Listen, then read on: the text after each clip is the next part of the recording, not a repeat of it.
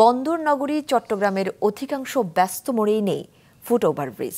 এতে জীবনের ঝুঁকি নিয়ে সড়ক পার হতে হচ্ছে পথচারীদের। ঘটছে দুর্ঘটনাও। ব্যস্ত সব মোড়ে ফুট ওভারব্রিজ স্থাপনের দাবি নগরবাসীর। নাজমুল সাদিকের রিপোর্ট। ক্যামেরার সাথে ছিলেন সঞ্জীব দে বাবু। গাড়ি চলছে তবু ঝুঁকি নিয়ে রাস্তা পার হওয়ার এই চিত্র নগরীর ইস্পাহানি মোড় এলাকার। চতুর্মুখী সড়কের সাথে উড়াল সড়কে উঠানামার সংযোগও এই স্থান। ফুট ওভার ব্রিজ না থাকায় ঝুঁকি নিয়ে সড়ক পার হতে হচ্ছে নারী শিশুসহ সব পথচারীদের। প্রায় একই অবস্থা নগরীর জিইসি ২ নম্বর গেট, টাইগার পাস সহ অধিকাংশ মোড়ে।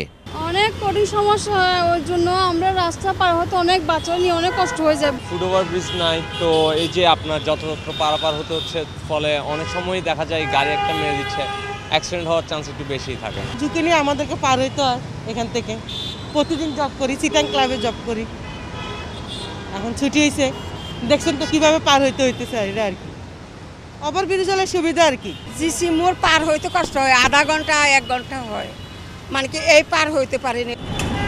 ফুট ওভার ব্রিজ না থাকায় যানজটের পাশাপাশি ঘটছে দুর্ঘটনাও। ক্ষুব্ধ নগরবাসীর অভিযোগ, সিডিএ উড়াল সড়ক নির্মাণের সময় ইস্পাহানি মোড় সহ কিছু মোড়ে ফুট ওভার নির্মাণ করার কথা বললেও এখনও তা হয়নি। অন্যদিকে নগরীতে ৩৮টি ফুট ওভার ব্রিজ নির্মাণের কথা সিটি কর্পোরেশনের প্রতিশ্রুতিতেই যেন আটকে আছে।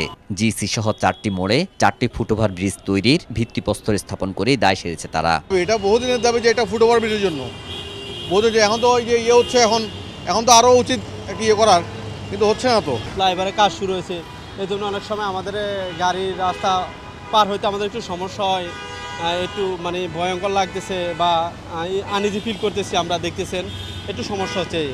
একমাত্র ওয়ালটন এসি দিচ্ছে 1 বছরের রিপ্লেসমেন্ট গ্যারান্টি। ব্রিজ দিতে সুবিধা হয় কেন, যেমন আমাদের রোড পারানো লাগতেছে না, আমাদের গাড়ির জন্য কোনো দাঁড়ানো লাগবে না, আমরা নিজের মতো করে রোড পার হয়ে চলে যেতে পারবো। তবে ফুট ওভার ব্রিজ নির্মাণে সিটি কর্পোরেশন তৎপর রয়েছে জানিয়ে নানা অজুহাত মেয়রের। আর সিডিএ দিল সেই পুরনো আশ্বাস। ফুট ওভার ব্রিজটি করতে গেলে যে ইউটিলিটি পাইপগুলো আছে, গ্যাস, ওয়াসা, নিচে আপনার এই পাইপে ঠাসা, সেখানে ফাইলিং করতে গেলে গ্যাসের বড় বড় পাইপ, এগুলো একটা ফেললে সমগ্র মানে সয়লাভ হয়ে যাবে, হ্যাঁ, বিরাট বিপর্যয় হবে।